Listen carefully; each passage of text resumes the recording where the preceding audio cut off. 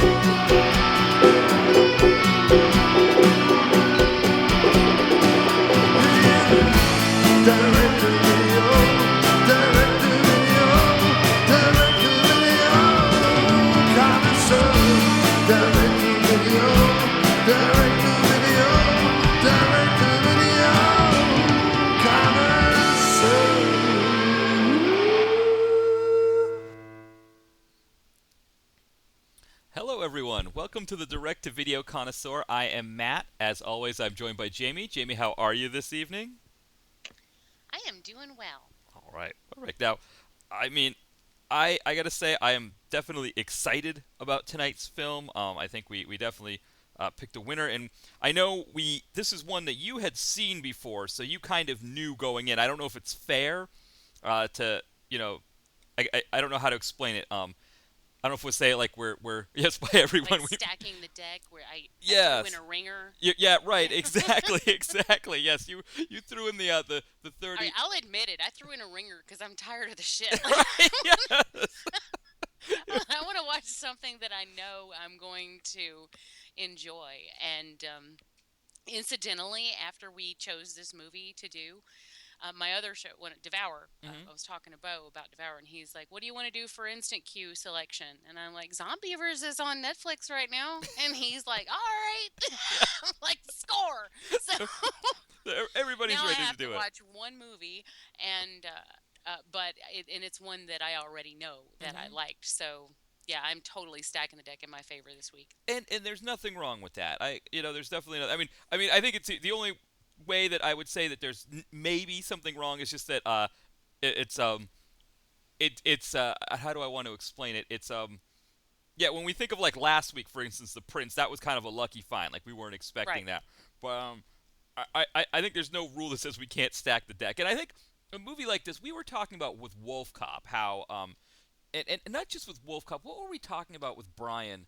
There was a movie that we were talking about, kind of just the bad horror movies out there, and how we want to try to find a way to get the word out there about these good ones, so that Hollywood will stop making Paranormal Activity Part 32, 33 and a third or whatever, and start making more movies that we enjoy. And so I think there's nothing wrong with stacking the deck in this case, because it's like we're fighting the good fight when we do that. I agree, and this may be, this is one of those movies that I like. People like me are drawn to because of the title, like this and Right. Wolf Cop. But some people might avoid it because of the title. Hmm. They might think, this just sounds stupid, Right. and to be honest, I think this film is a lot smarter than it leads you to believe by the title. I think it makes some really interesting, smart character choices, Hmm.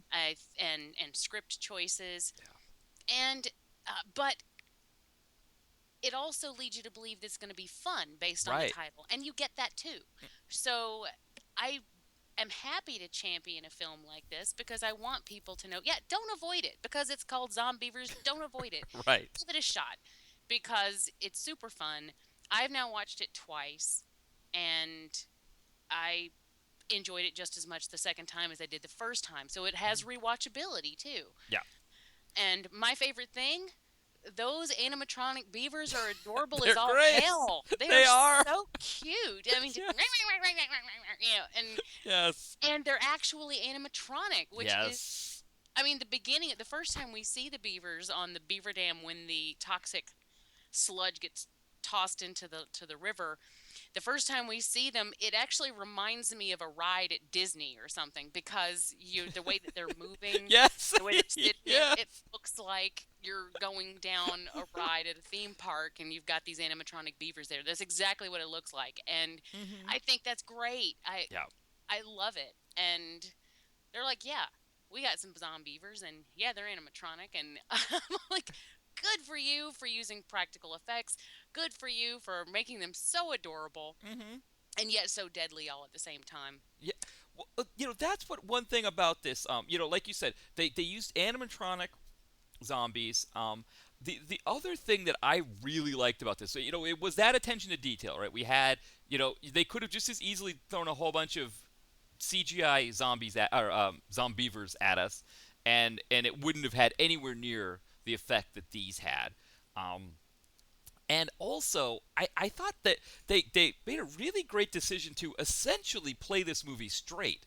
Hmm. Um, there were a couple aspects of them playing it straight that I had trouble with. I thought it was really rough when the guy throws the girl when they're stuck on the wharf and the dog gets thrown in the water as bait so they can Oh yeah, escape. I thought that was a little rough, but overall, I thought they were rough, rough. exactly. Hey, I didn't even think of that. Did Yeah, you hear the dog? He thought it was rough too. he thought it was rough. Like in Alaska, right, where the traffic is really rough with the sledgehammer.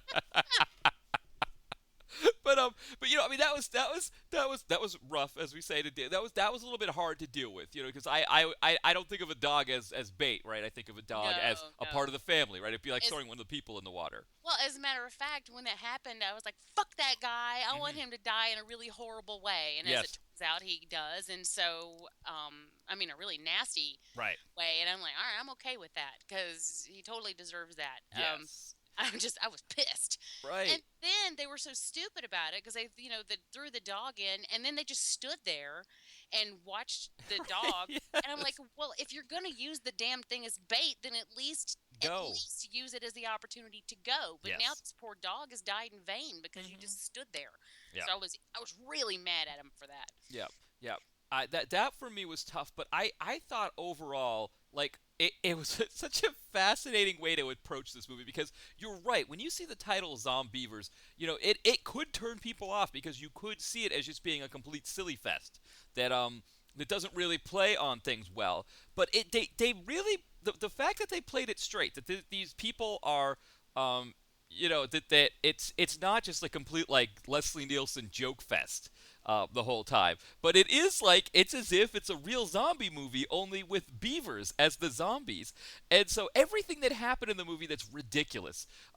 From that plot twist at the end when people turn into zombies, to earlier in the film when the zombievers are first attacking and they're trying to figure out what to do, and then there's even like serious touches like the love triangle where the girl that we think is going to be our main character, who really isn't, she finds out her boyfriend was cheating on her with another girl, and it's a very serious scene, especially when the other boyfriend finds out. It's not a fun thing that happens. So we get all these serious moments, but at the same time, we're dealing with animatronic zombie beavers that are attacking people. And so I thought that was just a really great way to do this film.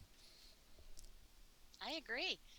I think that, I mean, okay, you take this concept of people turning into zombie beavers. Like Right. they don't just when they get bitten, they don't just turn into zombies. They turn into beavers. Right. Yes. Or they get beaver, like they grow beaver tails and they get Yes. beaver teeth. And Yeah. the first time we see that with the blonde girl on the well, when she goes crawling in on the bed of her friend, and Hmm. her friend's like, "Look, I love you, but not in that way." Right. Yes. And then suddenly she's like sprouting these teeth, and then you see this big giant beaver tail. I'm thinking, this must be a dream. Hmm. Like I Yes. figured she lay down and went to sleep and she was having a dream, and then she kicks her off of her and they get into this fight and she tries to escape, and I realize, oh shit, this isn't a dream, this is real. Hmm. And I'm dying, but in such a good way Yes. because it is a completely serious scene. Like there's nothing funny Exactly. about this Yes. except the fact that she has this big giant beaver tail and these big beaver teeth, but they are taking it completely seriously. Yes. And then you get the scene where she's like pounding her tail against the floor, and Yeah. and they are just playing this all with a straight face. I think that was a really smart decision. Rather than making it, slapsticky and Mm-hmm. goofy, which they could easily have done, I love the fact that they attempted to go for scary here. And I think there really is at least one moment that is legitimately scary in this film. And that's when we're in the neighbor's house Mm-hmm. and the girl runs upstairs and hides in the bedroom. And then there's the dead woman that had been on the bed. And just behind, you get this shot of the girl looking at her phone, or like using her phone as a flashlight to look around the room. And behind her, like not even really in focus, just behind her, the woman just sits straight up on the bed. Mm-hmm. That freaked me out. It's, And I'm like, good on them, because they really went for, or attempted to go for, the scares in this one. And I really think that one especially worked. yeah. Yeah, well, and I mean, I thought when they were on the wharf, or they were floating out there in the middle, and the zombies were surrounding them, and they were kind of popping up through. I mean, I mean, even the whack-a-mole thing, Yes, I mean, in the inside the cabin where they're yes, popping up through the floorboards. Yeah, I even said that. I was like, whack a mole. yes, it had a tinge of scariness to it because it was being done. It's not like you think of like Sharknado, films like that where there really is no fear factor involved because both the kills and the killing of the sharks themselves, they're completely just obnoxious. They're completely over the top. Also, the sharks are CGI, so and I mean, you can only do so much with sharks, anyways. You probably have to make them CGI. But so much of Sharknado, it's just played for the whole like tongue-in-cheek vibe. Where this, it had the tongue-in-cheek element. This movie, of course, had that. But okay, Brian, we won't make you think of Sharknado. No more Sharknado mentions anymore, Brian. So Sharknado, Sharknado, yes, Sharknado, just kidding, Livy. right. Um, But yes, but it's this movie. You feel like this movie should be Sharknado when you see, or something like that, right? When you see that title, and I kind of think back to Wolf Cop because that's kind of where this conversation, we had this conversation last week, or not last week, but however many weeks ago when we had Brian on with us. We had this conversation about horror films and how like Wolf Cop was one of those ones that was really intelligently written.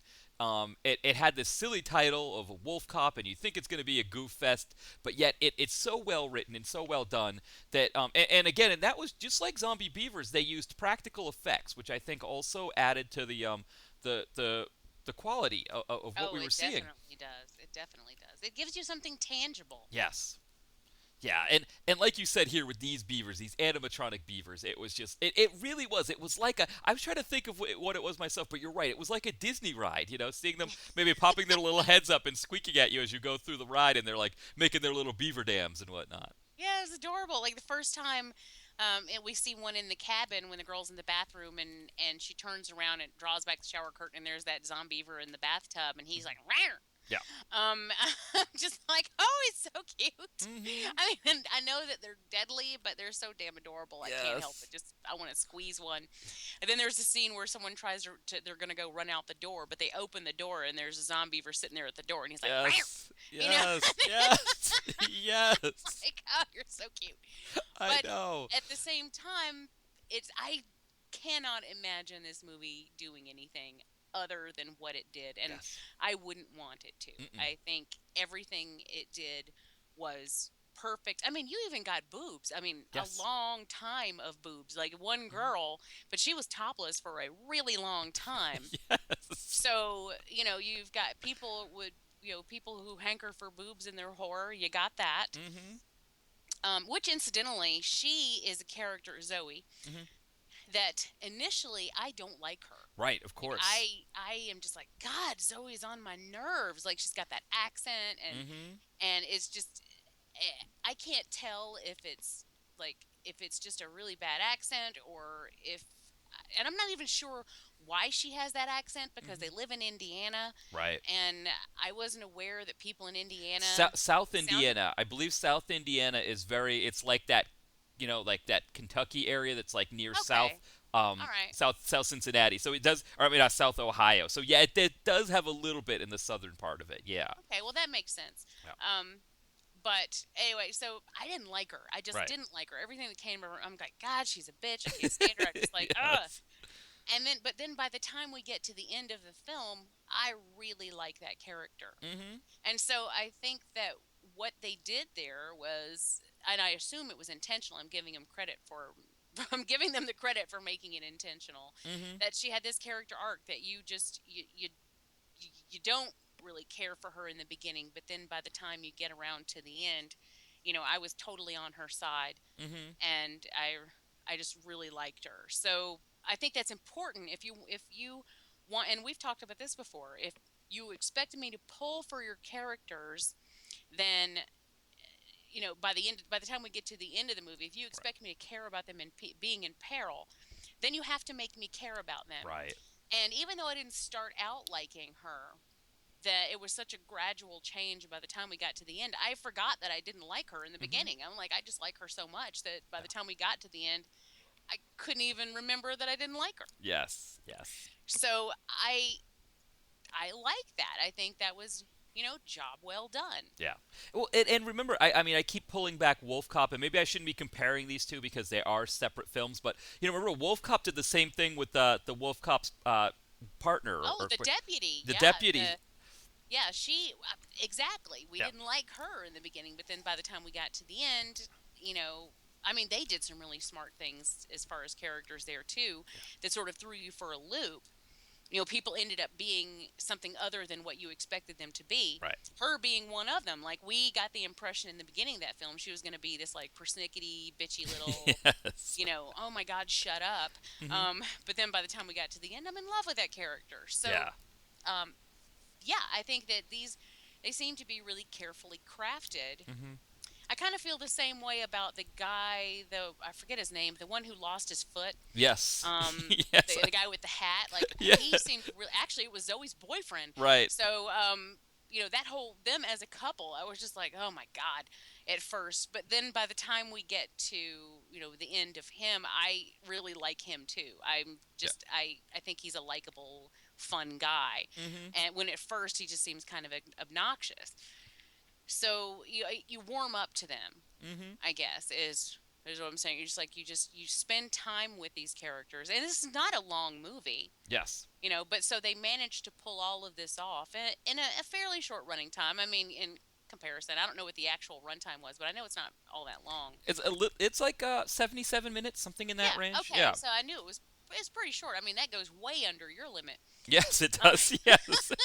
So in just a short amount of time, they have managed to get me to warm up to the characters that I need to warm up to. Mm-hmm. And I'm already in love with the Beavers, and Yes. um, we have the whole cell phones don't work, but hey, you're out in the middle of Yes. you're out in the middle of nowhere in a cabin. It makes sense. Yeah.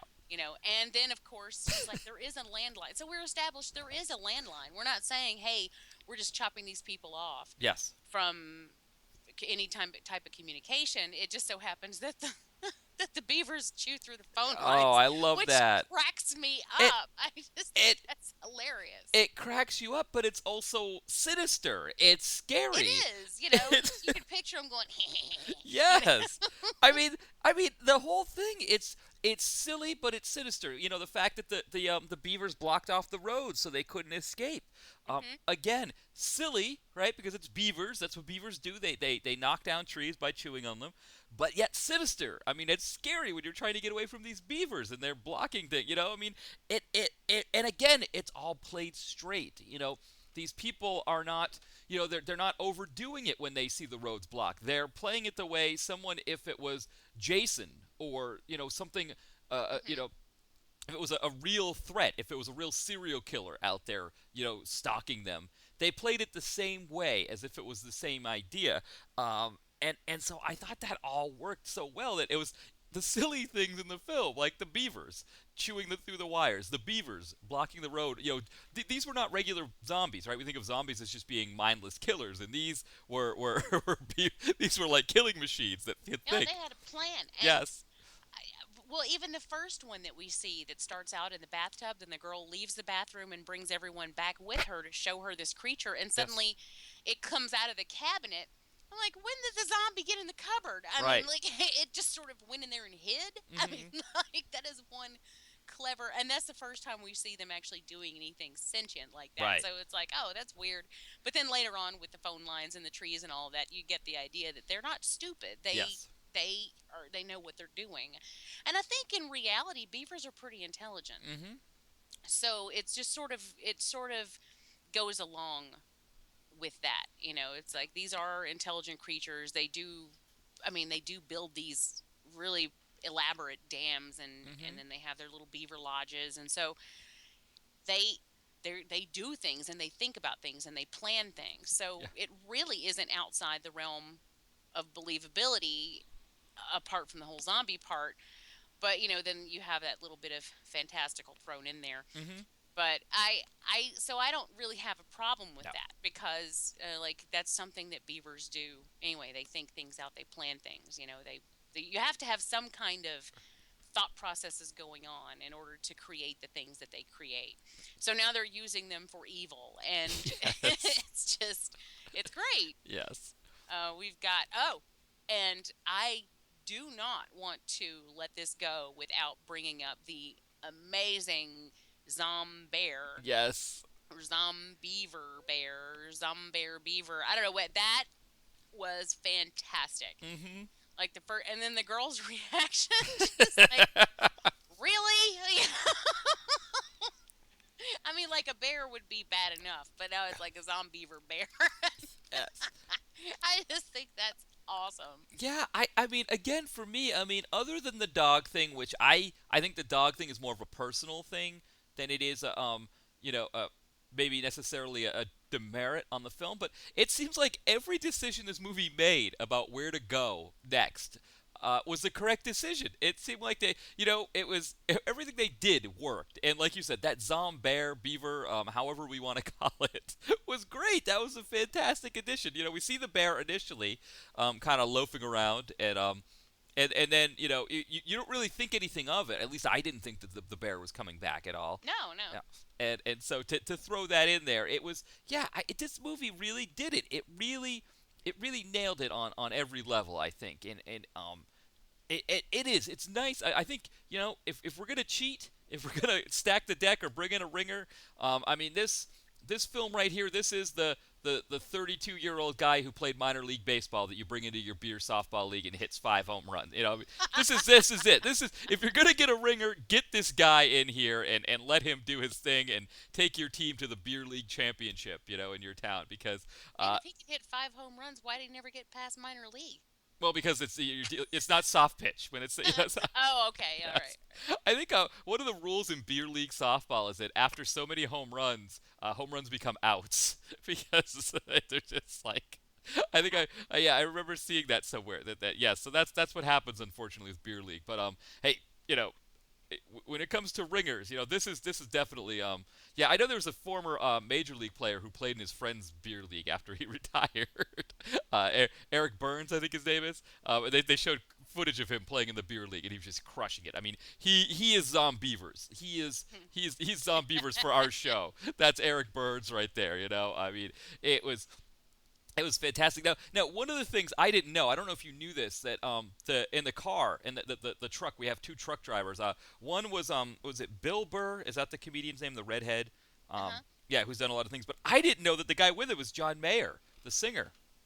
Are you serious? Yes, with the mustache and everything. That's John Mayer. I didn't know that. Yes. Oh, that is hilarious. Yeah, so he's there with Bill Burr, and yeah, and I mean that scene is great. The outtakes with the two of them were great too. So I had a feel, I was like, he's got to be a comedian because Bill Burr is a comedian, and their back and forth was so hilarious that I figured it was just a comedian that we didn't know.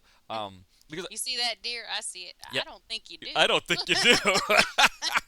And then later on, you see that girl in the street? I see her. I believe you. I believe you. Yes. Oh my God. And then what was it? Yeah. I mean, what was the thing? The conversation about taking a dump, and my friend won't let me take a shit in his house anymore. Oh, yeah. I hate that. You It's know. not like it's like they act like you shit on their table. It's Well, it did. well, I did. Yeah, Table. that was great. Yeah, and see, even this is how we start off the film with these two characters, and immediately you could go, "Oh hell," but Yeah. they're actually funny. I mean, they're not the kind of slapsticky funny that gets annoying, at least not to me. Like Mhm. I thought they were genuinely their back and forth was humorous. Mhm. And so these aren't characters that, like, it's not like Dumb and Dumber, or something like that where it gets old after a while. I think these characters were funny. And so then when they came back at the end, I thought that was great too. A great Mhm. way to tie it back. I love the ending of this film, by the Mhm. way, the very end of this film. I always thought that was a great way to tie it all together at the end. And then you get to see him in the outtakes, which is really funny. And the other thing in the outtake I thought was great was when the dog is swimming around the animatronic beavers, and they're like, he's Yes. supposed to be afraid of them, but the dog, like Yes. they're trying to shoot the scene where their dog is getting killed, but the dog is just swimming around them Right. like it's Oh my nothing. God. Can you imagine? That's You can great. see that. You can see that happening. I mean, they are. They look adorable in the water. It's so great to see them. That you're. It's hard not to. It's hard Yeah, not and the to. dog is so cute just swimming. He's just like, hey, he's just having a good time. He's Mhm. swimming around. He's not scared. Yeah. Like that. Exactly. I. Oh man, the whole thing. It really was. It was as if they knew what was going on, and I was trying to think. One of the writers, I don't remember which one, was on this podcast I listened to called the direct to video I'm not that's I'm the direct to video connoisseur. It's the podcast is the Sklar brothers, Scarborough Country. He was on there talking about this film, saying, I'm making this movie, I'm writing this movie. And I can't remember. There's three writers listed. There's Al and I believe John Kaplan, and then the director Jordan. What was his name? Jordan Rubin. Also was one of the writers. So one of those three was on the Sklar Brothers podcast talking about this movie. They were talking about other things. They were talking, it was kind of like just a general, like, oh, we're up to this, we're doing this or that. But it's like, well, what else have you got going on? And one was like, well, I'm doing a movie called Zombeavers, and it just sounded hilarious. So that was when I first heard about the film. I didn't think anything of it. I just, okay, there it is in my brain. That's it. Um, and then I kind of didn't think about it until you brought it up last week. You're like, "Hey, Zombeavers is on Netflix." They said, and you're like, "It's good. It's gonna work." And so I kind of had both ideas in my head. I had hearing this guy on the Sklar Brothers podcast where he was funny. On that one, I believe it was the County podcast. They have County and Country that they do, and County is where they just pick out stories that are in the news that are hilarious, that silly things happening, and they just discuss them. It's almost like a MST3K style commentary on the um, what happened, or they try to piece things together. One great one that they had about a year ago was a woman stabbed her roommate because he wouldn't stop playing the Eagles. And so that was their story that they were discussing about. So, um, but yeah, so I kind of came into it with that mindset, and so when I saw the two of them bantering at the beginning, I thought, well, okay, that's what I'm expecting, comedians doing their thing. But when I actually got the movie itself, I was a little bit surprised, but pleasantly surprised that it worked as well as it did.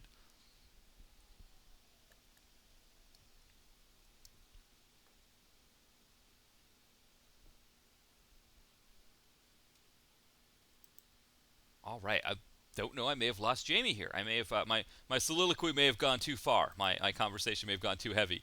Let's see. No, that was Oh, Baby Cat. She muted me oh, by baby cat mute. Oh, okay. Baby Cat. No, I said I think a lot of people will probably have experienced that. I mean, everyone I know who's seen it liked it, Mhm.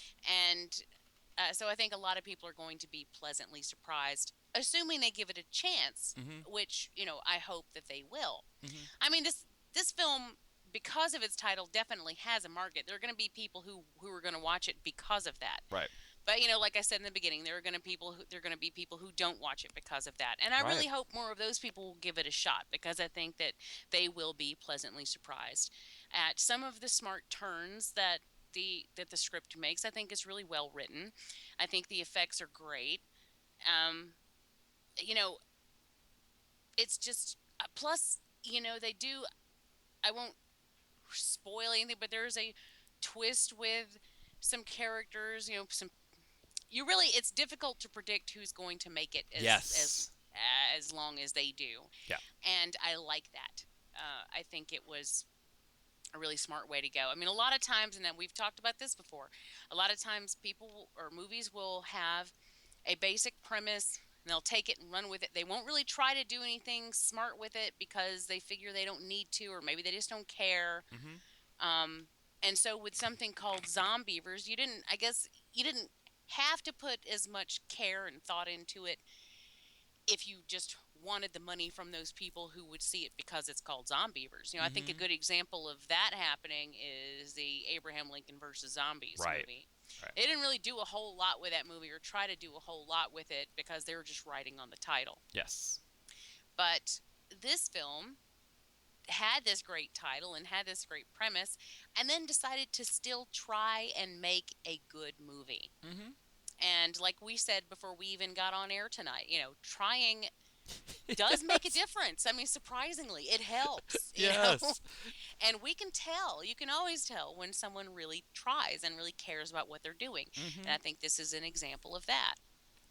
I even like the scene where later in the film we see a zombiever and a human turned zombiever, conspiring as they're both chopping down a tree in order to block the road from the humans that have survived so far. Hmm. And I think that's wonderful. I mean, like, so not only have they turned into zombievers, but they are, they're in cahoots with Hmm. the original zombievers, and it's just it's fantastic. Well, it is. It's that idea that you can't win, right? Because they just keep they you can't kill the Zombievers, but now they're also adding to their numbers. They're creating more. And it's funny. I think the Zombievers title even it's almost like a misnomer because as we talked about, they aren't traditional zombies. Not just because they're beavers, but also because they think, they plot. They're much more sinister. Than and on some levels, I think that's where Abe Lincoln versus the Zombies though failed, because when we think of really good zombie movies, right, we think of this unstoppable, unthinking horde that is just coming at you relentlessly, um, and so this movie had the relentless part down. It just didn't have the it decided to go away from the unthinking part, but I think as long as you have the relentless part down, you're okay. And with Abe Lincoln versus the Zombies, they didn't have the relentless part. They were just unthinking. And, Abe could just, perfunctorily, I guess we want to say, kill them with a whole lot of CGI blood. And so, Mm-hmm. I think that's what's important is that you have the scary element of it that we believe it. Whereas with Abe Lincoln versus Zombies, we like you said, they were trading on the name, which is Asylum for you. Asylum could never do Zombeavers. I think maybe Sharknado might be the top of where or I think of the Bigfoot movie they did with Barry Williams and Dede Bonaducci that was really funny. Um, but the Asylum could never pull off Zombeavers. They could never because No. it takes too much time, too much effort. It takes too much work to do with Zombeavers, and it's unfortunate because Zombeavers should be the one that is your sci-fi movie of the week. This is the one that everybody should be tuning into sci-fi to watch. And at 77 minutes, it fits in perfectly. You'd think sci-fi would love this movie because they could just load up the commercials probably. But this is the sci-fi movie of the week. This or Wolf Cop, something like that. It shouldn't be. The Asylum flick that is either the mockbuster or the big animal versus big animal crap fest. Yeah, which by the way, there's the whale whale wolf versus or sharktopus versus whale wolf Mm-hmm. is coming. I know that sounds like I have a speech impediment, Oh. but Sounds I'm like not Sidney saying Brady. werewolf. I'm saying Yeah. whale, whale, wolf. Uh-huh. Um, yeah, I don't know why they even did that because it's hard to say. But Yes. anyway, that's one that's coming, and it's just another one of those big animal matchup. It's like smash up animals, Yes. a matchup of smash ups is is what Mm-hmm. I'm trying to say. Mm-hmm. So it's this smash up versus this smash up, and they're bizarre.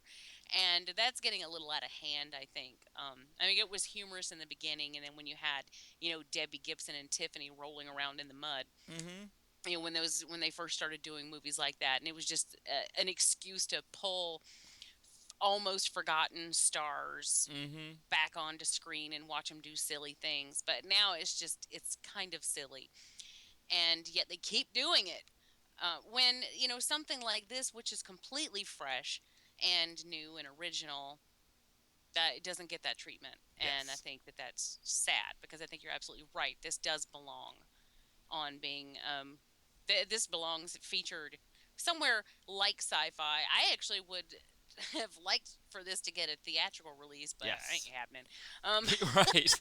Right. but I think it's good enough for that. I think it definitely deserves some attention Hmm. because yes, it sounds silly, but you can just look at the effort that went into creating the creatures alone.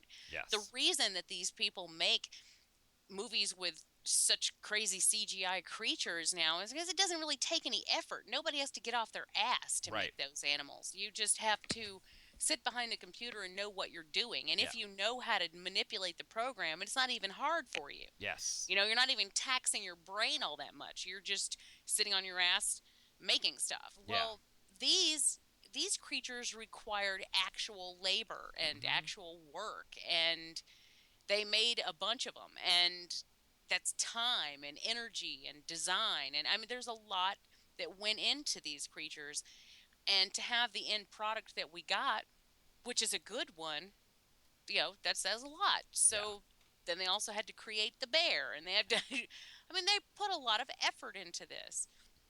I think it should be applauded. And not only that, the script writer actually attempted to write a decent script. I mean, and the director attempted to direct a decent film, and I think they were Right. all very successful. Well, this film actually really does. It goes against one of my my axioms or rules. I guess maybe you call it an axiom when it comes to films that the more writers, the worse the film is usually. Because Typically, yeah. yeah, this film has three writers, which I guess Alan John Kaplan must be brothers, and then the director, Jordan Rubin, I think his name was. They must have collaborated. It must have been a complete collaborative effort, and I think that's what you saw here. Often when it's more than one writer, it's not a collaborative effort. It's what was the joke in Space Mutiny on MST3K? Passed from screenwriter to screenwriter in a desperate attempt to save it. Um, and that's something that I definitely have seen from a lot of these is that it really what it is that there's initial screenplay. Somebody likes the initial screenplay, and then they just give it to somebody else and try to chop it up and make it into something that fits whatever, and we get crap. Whereas when you get something that's well written, it doesn't matter if it's three people. If they're working together to form some cohesive story and they have a similar vision. All three of these guys were on the same page who were writing this because there was at no point was there any inconsistency to Well, that had to be awkward. yes. They were all writing on the same page. Uh, I know we see like three guys maybe like in all in one big sweater, right? And Yeah. they've got like a Selectric typewriter, like yes, but your right hand is going faster than my left. Yeah, yeah. I do think it's for sure that it all has to work. And if the writing, of course, was the big key because we got something that was consistent. There was no point where we saw something and said, "Wow, that didn't fit," or "Boy, that character wouldn't do that," or and like you said, we had organic character development in a 77-minute called zombie movie called Zombeavers. We had organic character development, which we don't require it, we don't need it, but when it happens, you've got, like you said, you've got to applaud it. And then, like you said, these animatronic beavers, attention to detail. I think the people who made the film wanted animatronic beavers because I think they thought it was fun to do this. They thought if we're going to do a movie called Zombeavers, let's do it right. Let's do it the way we want to do it. And it again, it's something that maybe this film it's not going to work on the level that we're talking about it working with computers. If they had CGI. But maybe the writing props it up enough that we're like, okay, it's not bad. But man, when it's animatronic beavers, it is the ringer. It's the guy hitting the 5 home runs in the beer league. It's that kind of smash hit, or it's that kind of a sure thing. And I do think you're right. We need to applaud filmmakers who are doing this kind of thing more. And maybe this is a sign for me, because when you showed me, when you talked about whale-wolf versus sharktopus, I looked it up and saw Casper Van Dien in it, and I'm like, oh, Casper Van Dien, he's great. He follows me on Twitter and everything. No need to name drop, just mentioning it. But when a celebrity follows you on Twitter, there's a sense like you want to kind of pay them back for that and watch their movies and review them. And maybe that's a no. Maybe I need to stop looking for the siren song of the big name actor and the name, and start digging in and finding more wolf cops and Zombeavers, because this is where we like you said, we should be supporting these. We should be saying, hey, get out there and watch Zombeaver, and not saying, hey, don't get out there and watch Abe Lincoln versus the Zombies. Yeah, well, preach it, brother. Seriously. Yeah, I mean, yeah, all of that, what he said. Right. I gotta tell you, the first time I watched this movie, of course, we start off with the two guys, the John Mayer and Bill Burr in the truck, and then the toxic waste gets dumped off the side or whatever and rolls down into the river, and then it lands on this. It lands by this little beaver dam with these two little beavers sitting on top, and they're so cute. They're the ones that I talked about, reminding me of a ride at Disney or something. Yes. All right. Yeah. The very moment we saw them, I think my voice probably went up like 6 octaves, because I was just like, "Oh my God, look at the beavers! They're so cute!" Yes. And Yes. and you can ask Brian. I'm sure he'll. He's probably like, "Yeah, that's about right." I fell in love with him, and as soon, like the moment that was hit the screen, I knew that I was going to love this movie. Yeah. Because that's all it took. Yeah. That is really all it took to get me on board. Now you have to keep me on board, which they did, so that wasn't an issue. But to get me on board, all I needed to see were those two little beavers. Yes. And I was totally happy, because I'm like, right now I know for a fact that the people who made this movie gave a shit. Yeah. And you talked about the directing. I mean, again, I mean, how many times do we watch movies? Either for this podcast, or I know you do plenty of podcasts where you talk about horror films, where you watch a movie and the director is just trying to give you as much, show you how much he watched Hitchcock films growing up. And just trying to hit every kind of scene like that, and it gets to be tedious. You get to be like, okay, I've had enough. This film was just well shot. It was the scenes were put together well, but they were shot well, and it wasn't over the top, but it did the trick. When you talked about that scene where the girl is in the room with the dead woman, and we see her come to life. The dead woman comes to life on the bed. It's competently done. It's well shot, and that matters. It helps to have somebody who's a director directing the film and doing it well, but not trying to give us I mean, what was the one we saw? Open Windows, I think it was. That was just Lord. It was just crap from top to bottom. It was either overly shot, or it was again they want to evoke Hitchcock, they want to evoke the masters, Dario Argento, whoever it is, and this guy was not doing that. Jordan Rubin, he wasn't doing any of that. Let me make sure I get his name right, because I keep saying Jordan Rubin. If it's not Jordan Rubin, then I'm sorry. What name do we have here? It was Jordan Rubin. Okay, but good on you. Yeah, exactly. But I it's good if we're not noticing how bad it is, and then we're noticing here and there, like, hey, that was a good scene, or boy, that was nice. It's important. It's important to have that in there, to to have it just be directed well. And again, it was just it's just so nice to have something of this kind of quality out there. Yeah, and refreshing. Yeah. And yeah. Just when I get to a point where I think people don't give a damn anymore, then I'll have something fun like this come out. And there have been some really totally serious good movies this year. The Babadook is one. It Follows is one.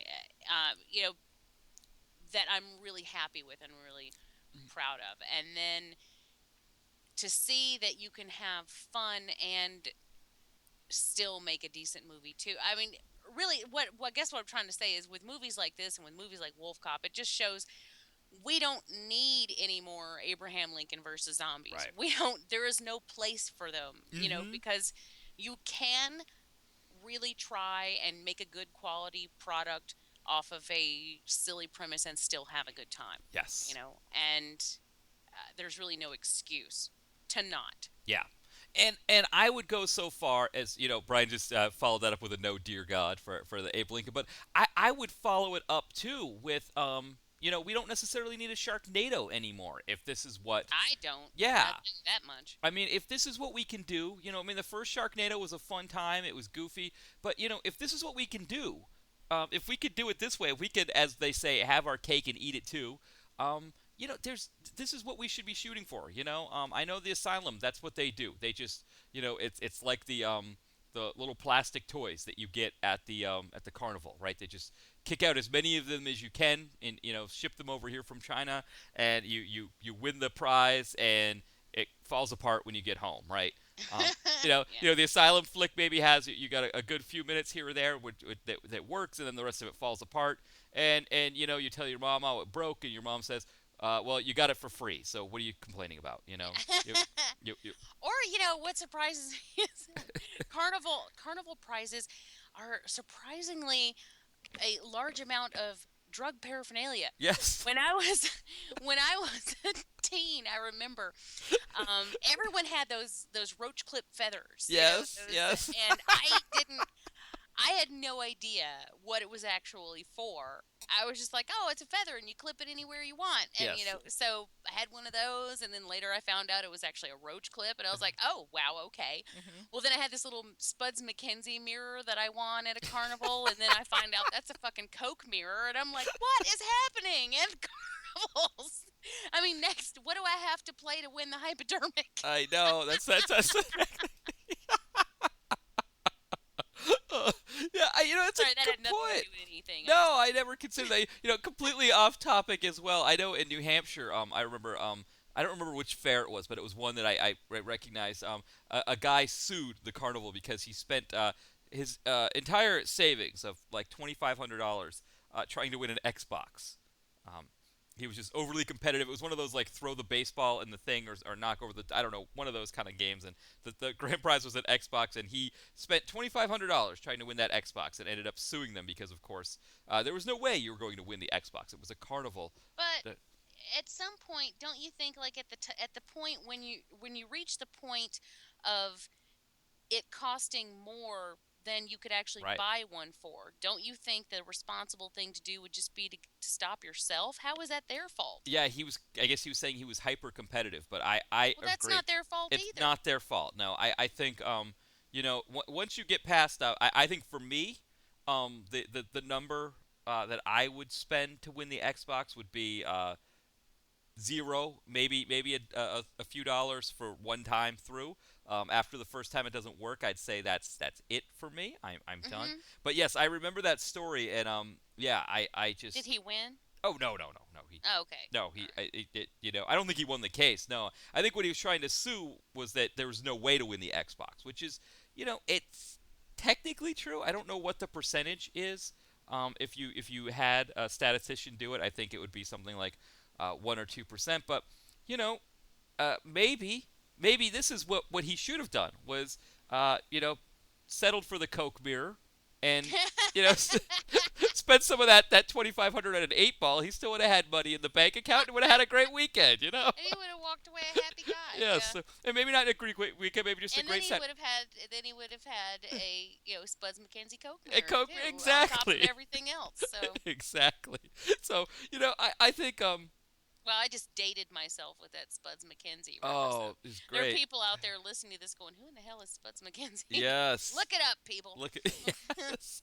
But did you ever have this happen? I guess it doesn't really happen anymore. I think we're probably at the point where it doesn't happen. But do you remember like long after Spuds McKenzie would be gone that you'd go into maybe like a small town convenience store or something like that, and you'd see like the faded Spuds McKenzie Oh, yeah. poster, yeah, like stuck on their cooler or something like that. Yeah, and then sometimes if you look behind the counter, you'd see a hat or a T-shirt or Yes. something. I was like, wow. Mhm. Yeah. You guys need to get your. What we used to call that when I worked at the convenience store was shit nobody buys. Right. That's what we. So we always say you need to get your shit nobody buys guy in here to update your stuff.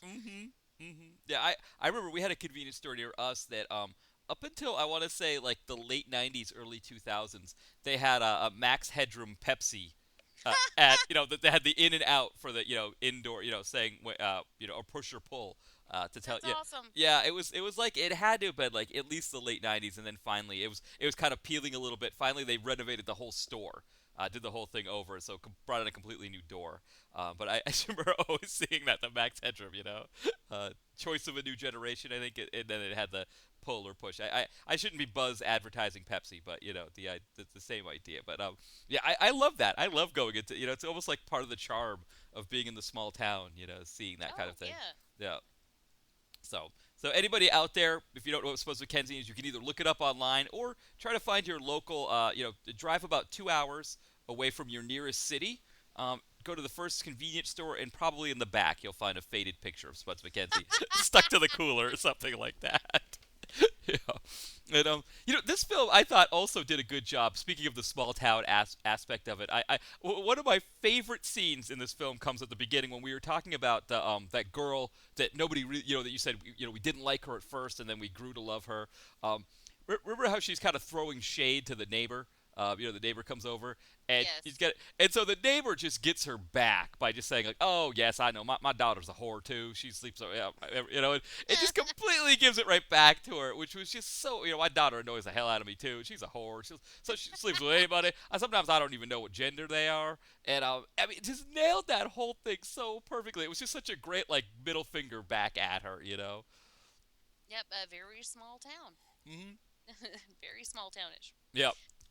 Yeah, but it was small town, but it was a very Maine way to respond.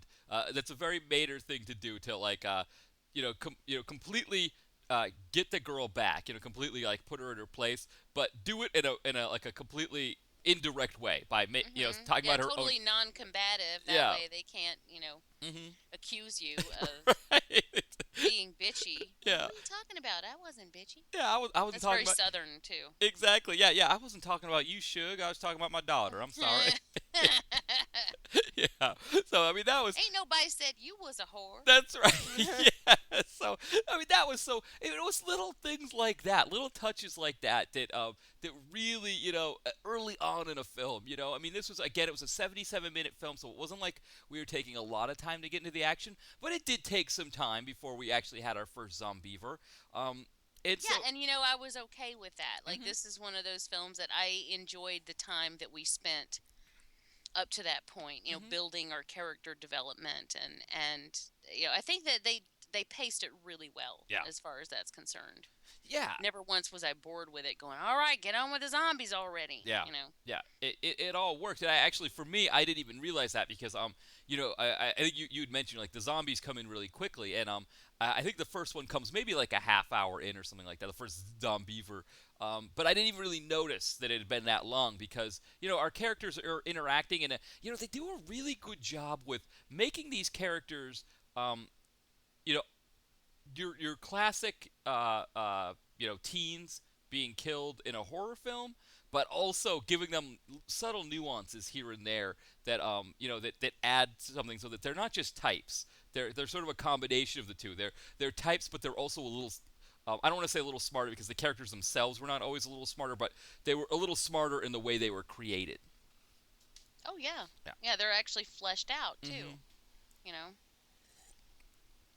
Yeah, and I thought like that, the whole thing. Normally in a film like this, the whole deal with the love triangle, or I guess wasn't even really like a love triangle. It was, two of the characters cheating, um, um, with each other, and each of them having their own significant other that they upset in the process. Um, that's the kind of thing that normally I'd be like, hey, get on with it. Let's just get. I don't want this crap. I I want don't give a crap Zombeavers. about this. Yeah, but Exactly. it worked because it really helped the film establish the fact that it was playing it straight, which I thought was the whole thing just really top to bottom. It's just I don't. This is it. This movie works. You got to get out there, especially while it's on Netflix Instant and it's only 77 minutes. You got to check this one out.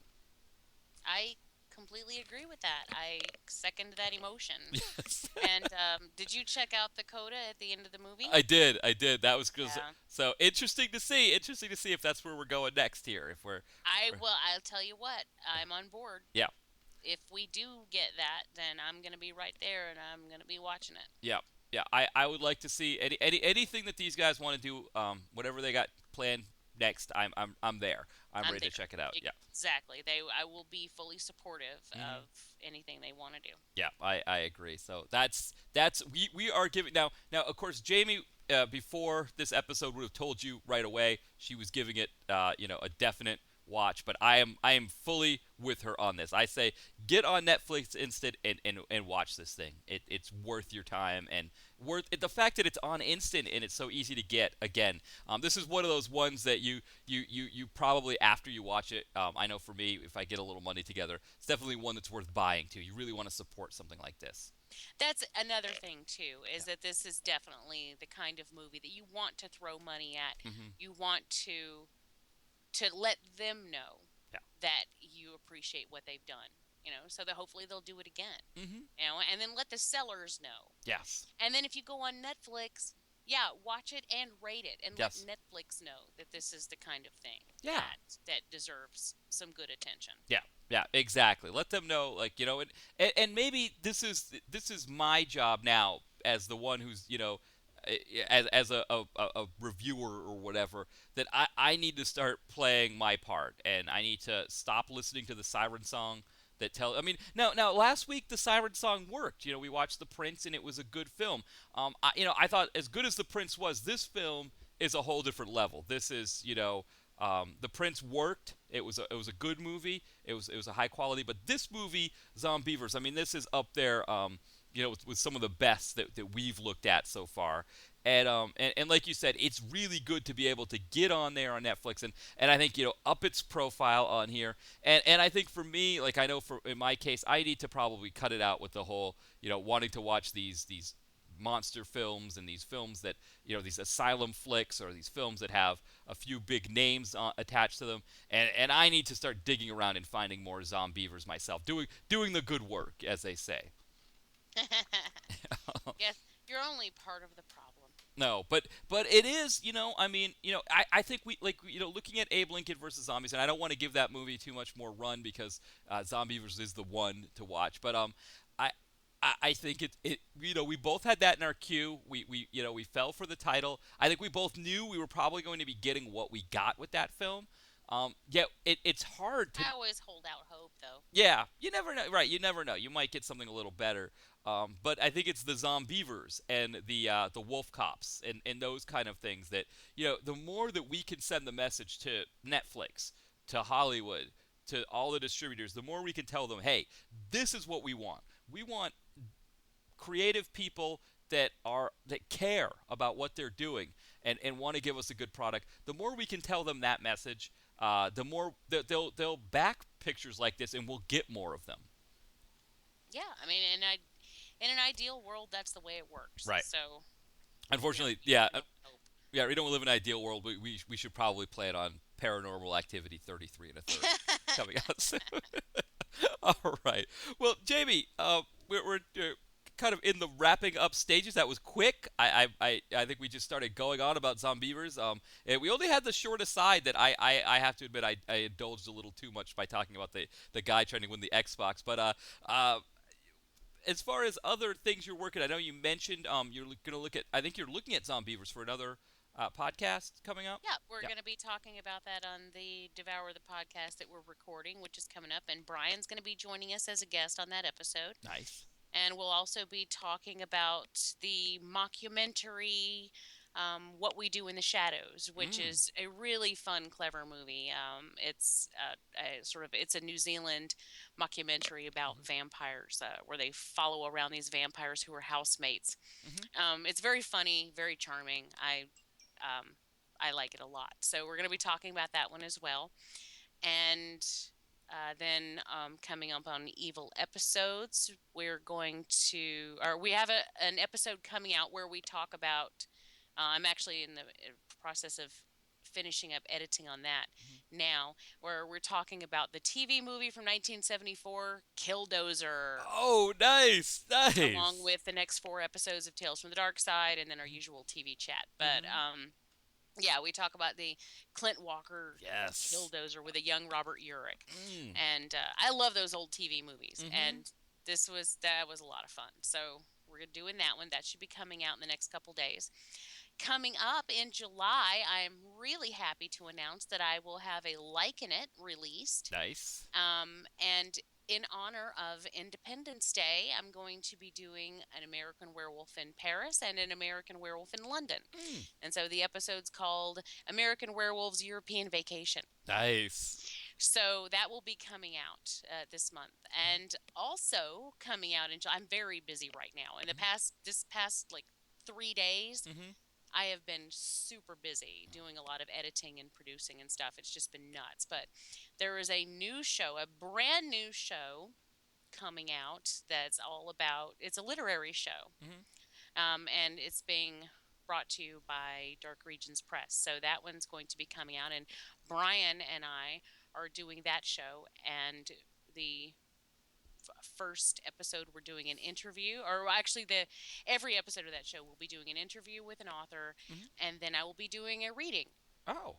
And so I'm really excited to announce that show is going to be coming out. So keep your ears out, and of course, I will give more details about that as soon as when it is available. So um, hopefully next week or so, I'll be able to talk more about that. But there's a lot going on right now. I'm Yeah. really, really busy in the podcast world and enjoying it. So Well, that's excellent. Now, unfortunately, in my case, I am really busy, but not in the, in the blogging or podcast world, unfortunately. Which again is, letting you know that yes, I still have not updated the blog in a while. Um, and I really need to. I think films like these, Zombeavers, Wolf Cop, they really need blog posts, to go with the podcast we're doing. But I'm hoping. I keep saying this that soon I'm going to get after. But when was my last blog post? Was it February? I think. did you make it that far? I thought I made it to February. I didn't Yes. even know if you made it through January. I know that was a great New Year's resolution. I just, I'm going to quit smoking, and I just immediately went out and bought a carton within the first. I went a month and a half, and then I was like, nope, the hell with it. I need a carton of Marlboro Reds right now. Give 'em, Camel Unfiltered. I'm going to work, and that was how good that one worked. Yes, I didn't even get to the patch. It didn't work out. So hopefully, I keep saying hopefully soon, but we'll try to get after it some. I also haven't been on Tumblr at all, so the Tumblr page has not been updated in a long time. So really, this is it. This seems to be it. This and the KNS fanfic seem to be the only things that are going on. And of course, the KNS fanfic really doesn't exist. I know that's the joke. So it's I really don't have anything other than the podcast working. But I'm hoping with work and other things that things will start to even out soon here, and we could get some more blog posts up because I do enjoy writing for the blog. It's the thing that started all of this back in 8 years ago now, I guess, at this point. So it was happening for a while. I don't even know if it's good to say 8 years if you go this, with all these hiatuses. But yeah. So I hope to get back at it. But again, as always, check out the Facebook page. Check out the Twitter. The Facebook page is probably the one that's I'm updating the most, and I'm trying to get after getting on there and getting support for our podcasts on Facebook so that people know when they're in the archives. But one way you can always sort of save yourself is if you want to either subscribe on iTunes, or if you don't use iTunes or a service like that, you can always go to the main blog page. Even if I haven't posted a new review yet, I try to get our podcasts up within 24 hours. And so tonight shouldn't be a problem because we're right inside a good time period. If they go long, I have to edit them, and so that always takes a little extra time. But tonight we're in good shape, so I should have I try to get these up as soon as I can. But yeah, so if you're listening to this, if you're someone who's like, man, I didn't next week from now, if I don't get the Facebook post up, and you're seeing this next week, and you're like, man, you did this a week ago, why couldn't you tell me? That's one way you could try to get after the earlier ones, but I'm going to try to be better about those things. And I know I say that every week, and I just next week comes around, and it's we're getting ready to do the podcast, and I haven't posted on Facebook about the previous podcast. So but a movie like this, we've had some good ones recently, and so I think it's been good that we've had these really great films. I think we've had, what have we had, 2 in a row good ones? Yeah. Yeah, so not a bad string we've had here. So if we Yeah, do- well, you know what is sad that 2 in a row is a good record for us. That's yeah, yeah, that's pretty pathetic. and we had to throw a ringer in there to make sure we had 2 in a row. Right, right. Yes. So let's hope we can keep the trade rolling here. I'm going to do my best to stay out of the asylum, but I know at this point, if you're listening, you really can't take my word on anything, because I said I was going to try to get the blog updated. Haven't done that yet. I said I was going to be on Facebook more and getting things done. Haven't done that yet either. So next week you're probably going to see Sharknado 3 and another side be like, Matt, you told us. No, I'm just kidding. We're going to stay out of the asylum for. That's the one thing that I'm going to keep to out of all of these, is I'm going to try to avoid the asylum for the next few. If you don't, I will be in an asylum. Right. That's right. Exactly. All right. Perfect. Well, again, everybody, thank you for listening, and we'll see you next week. We're going to shoot for 3 in a row. If we have to use another ringer, we're going to pull in Eric Burns from Off the Streets, and he's going to hit 5 home runs in our beer league if we have to. So whatever it takes, we're going to make this happen for next week. All right. Bye, everyone. Have a great week. Bye, everyone. Thanks for listening.